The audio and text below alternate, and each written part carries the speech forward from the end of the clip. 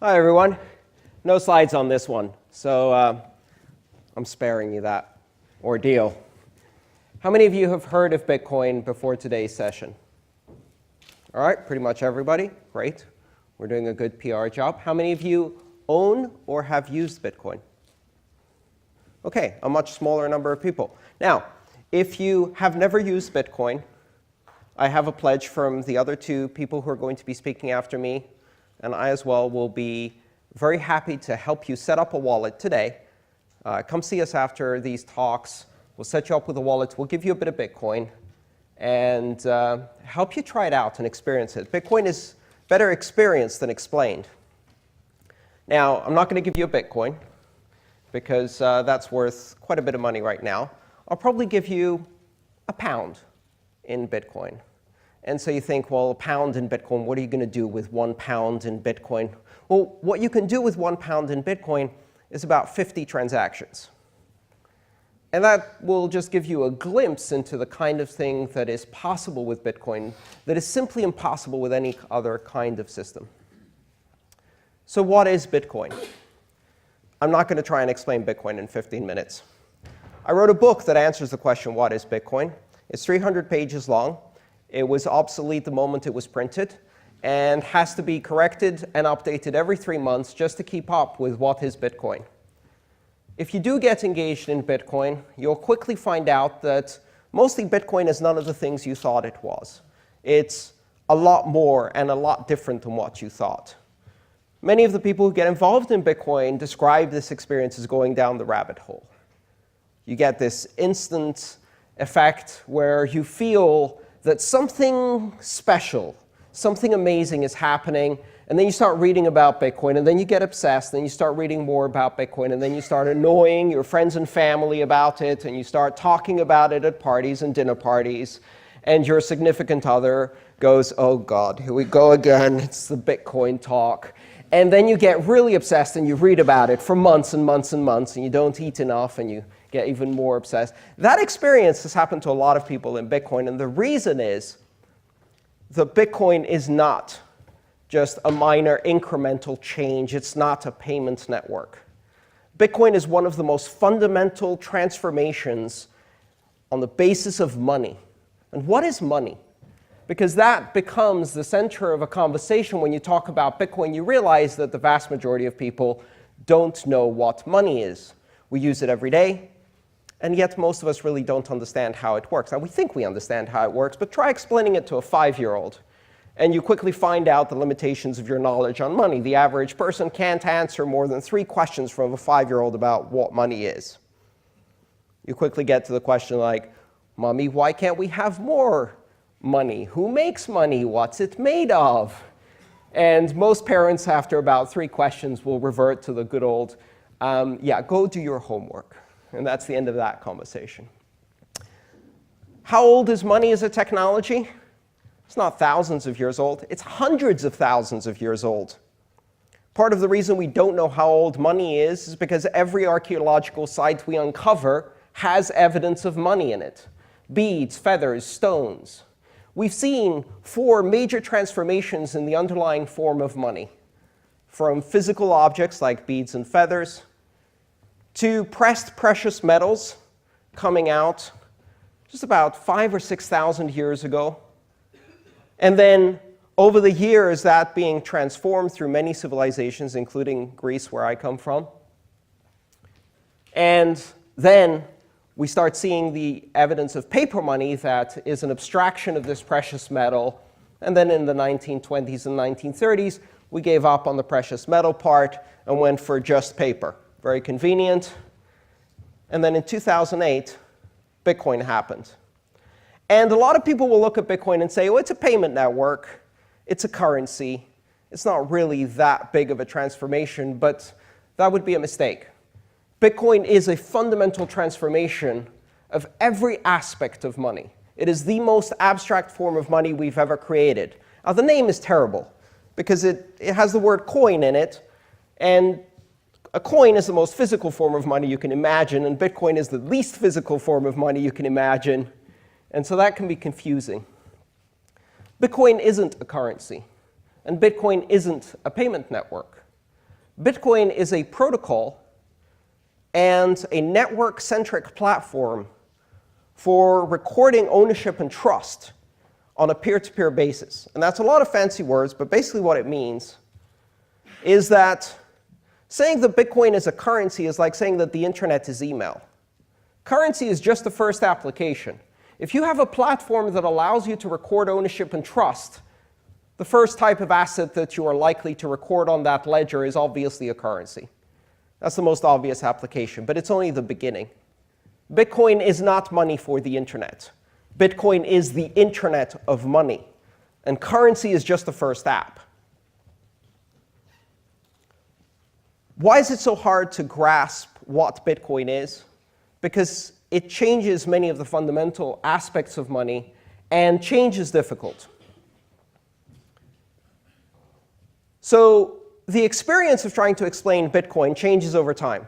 When I first started trying to explain Bitcoin, I was faced with denial. People would tell me, well, Bitcoin isn't real money.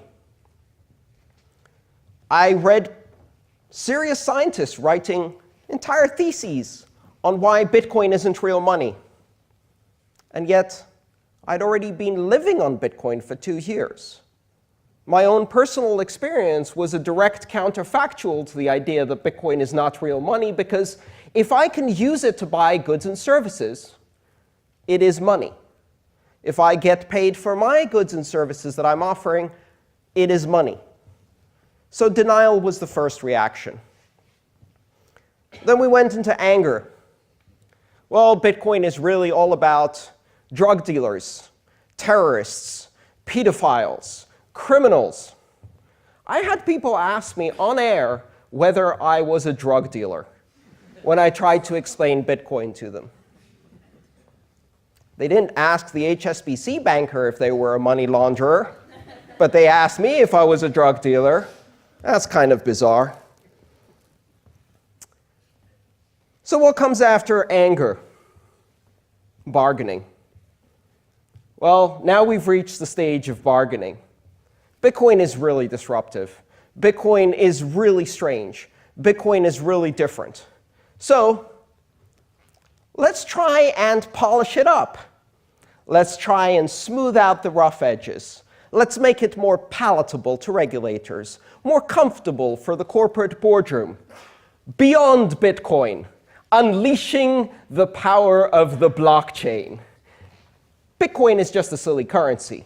The really important stuff is the blockchain. So now we go through this great marketing whitewashing experience where we pretend that what we want is disruption. This is the buzzword of the time. Disrupt.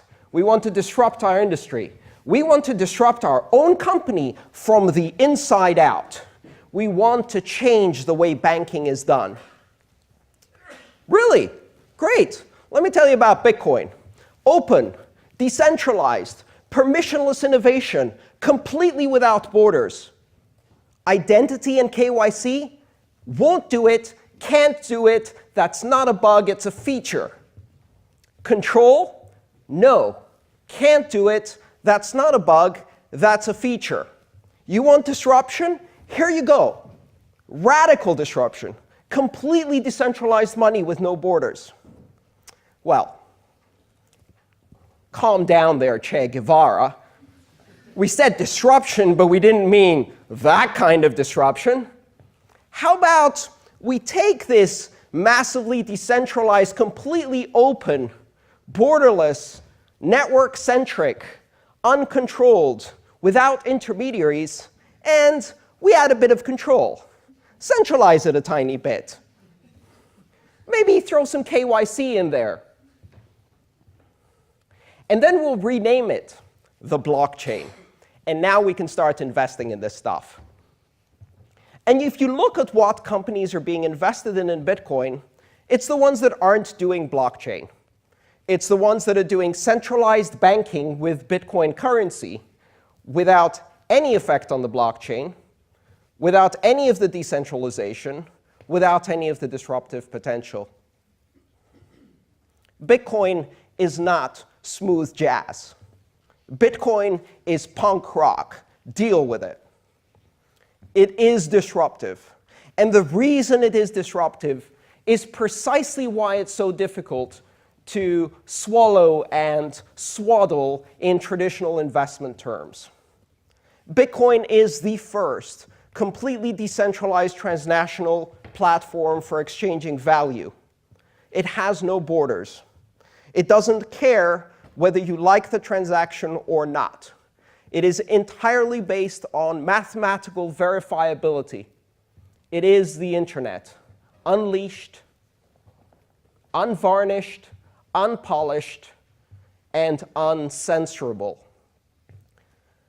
And if you can't swallow that pill, there's a startup out there that's going to take that innovation and is going to disrupt your industry, because they can swallow that pill.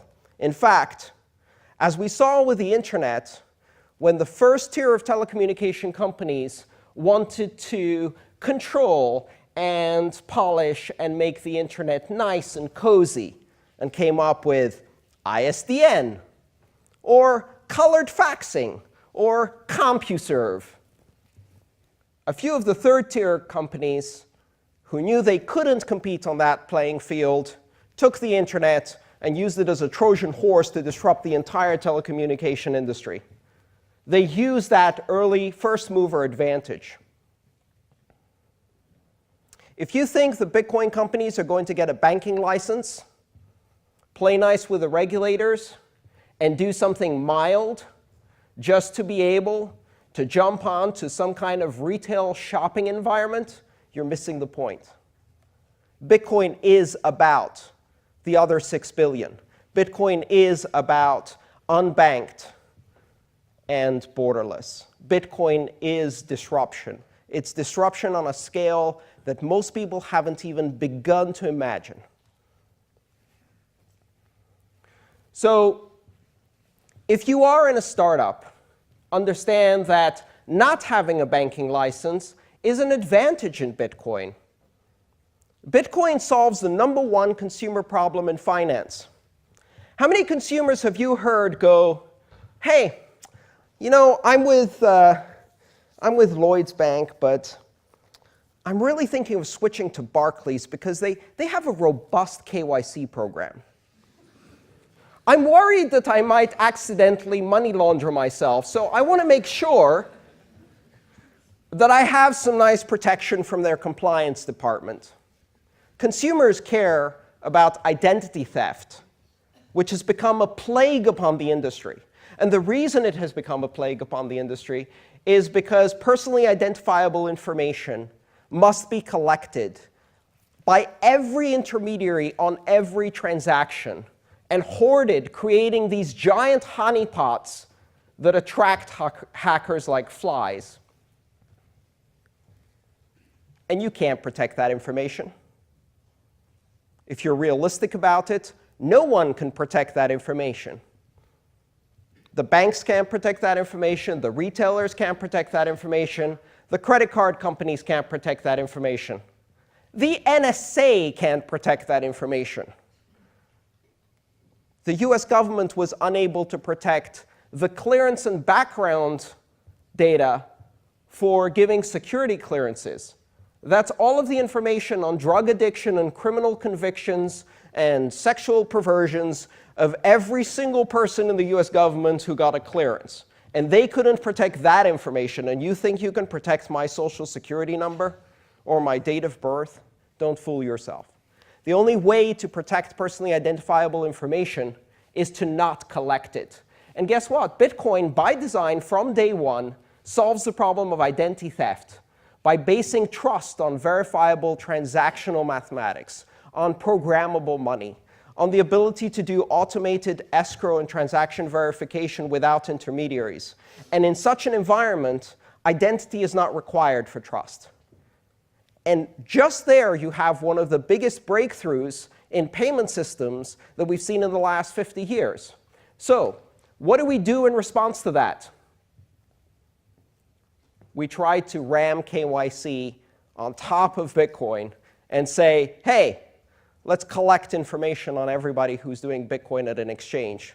Guess what's going to happen then? You've got a completely open, decentralized network. It's like checking for tickets on 2 of the 100 doors on Wembley Stadium and wondering why all of the people who don't have tickets use the other 98 doors. And if you do KYC on the exchanges, what you're going to end up doing is surveilling the innocent and the idiots, because those are the only people who will still be using exchanges. And now you've got a giant honeypot of surveillance information of the innocent and the idiots, and you've endangered the private information of every single customer while achieving absolutely nothing in terms of protecting criminal activity from being funded. Bitcoin is not going to be leashed. And you can't go beyond Bitcoin to unleash the power of the blockchain. The blockchain in itself is boring technology. It's a ledger. It's a slow database. It's Quicken, only slow and distributed. What's really interesting about the blockchain is the possibility of completely decentralized consensus. A system that does not require intermediaries, that does not require trusted third parties, where there are only 2 parties in a transaction, the sender and the recipient, and there are no counterparties, where transactions are verifiable on their own without appeal to authority. That is the revolutionary power of Bitcoin. That is the disruptive innovation. Banking changed in 2008. And if you think the end result of this will be that everyone will be able to run banking customer service on their smartphone, you're missing the point. A decade from now, a 10-year-old will be able to run the SWIFT network on their smartphone. They'll be able to be a bank and a brokerage house on their smartphone. By the time they're allowed at 16 to open a bank account, they've probably spent 5 or 6 years using Bitcoin on a day-to-day basis as their currency. Because in a global connected world, credit cards don't work for minors, and they're going to end up using Bitcoin. In fact, we're already seeing this. So by the time they get to banking, they've got 6 years of experience with Bitcoin. Try explaining to them what 3 to 5 business days for clearing a check means. Try explaining what a check is. Try explaining why they have to pay you £5 to keep their account with you. Try to explain them what an overdraft fee is. While you're at it, you might as well sell them a landline and a fax machine, because they're just as likely to get one of those as they are to open a bank account.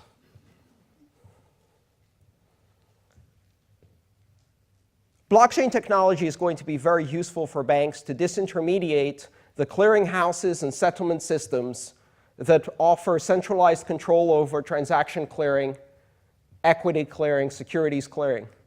They're going to reduce the cost of doing those things. They're going to change the financial equation for settlement and clearing on a global basis. But that's not revolutionary, and that's not disruptive. Bitcoin offers the possibility of bringing banking to feature phones over SMS. There are more people with feature phones and SMS today in the world than people who have access to clean water. Every single one of these text messaging phones can become a loan origination station, a Bloomberg terminal, a SWIFT terminal, a banking system, and it can serve customers who have other phones connected to it.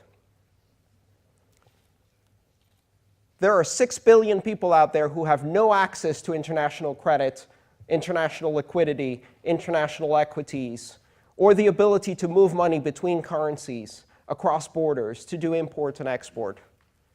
Those are the restricted capabilities of the privileged few. Bitcoin can deliver banking services not by banking the unbanked, but by debanking all of us. Bitcoin can do that either under the flagship title Bitcoin or under whatever other name we want to plaster on to make it more palatable. But the underlying invention of a completely decentralized protocol for doing money is here. It happened in 2008. It's not going anywhere. And when you see that next article in the financial newspapers that tells you that Bitcoin died because its price has crashed, is this the end of Bitcoin? Go to bitcoinobituaries.com and add it to the other 150 obituaries that have been written for Bitcoin since 2010. Because one thing Bitcoin does is it refuses to die. It's a relentless anomaly. It's an incubator for black swans. And the reason it refuses to die is because there is no center. There's nothing to co-opt. There's nothing to stamp down. There's nothing to shut down or filter or control, because it is completely decentralized. And it takes a while to understand that. If you want to get involved in one of the most disruptive technologies and one of the most exciting technology spaces, one of the most amazing inventions in computer science of the last several decades, the key focus is decentralization. So don't make the mistake of ignoring the disruptive potential of Bitcoin so you can get some watered-down, CompuServe-like, smooth jazz, soft version of it that feels nice and comfortable at the executive boardroom. Because when faced with strategic, massive disruption of that scale, there are two places you can be. You can be Blockbuster or you can be Netflix. You can be BlackBerry or you can be Apple or you can be Kodak. And that's why Bitcoin is the important thing, not the blockchain. Thank you.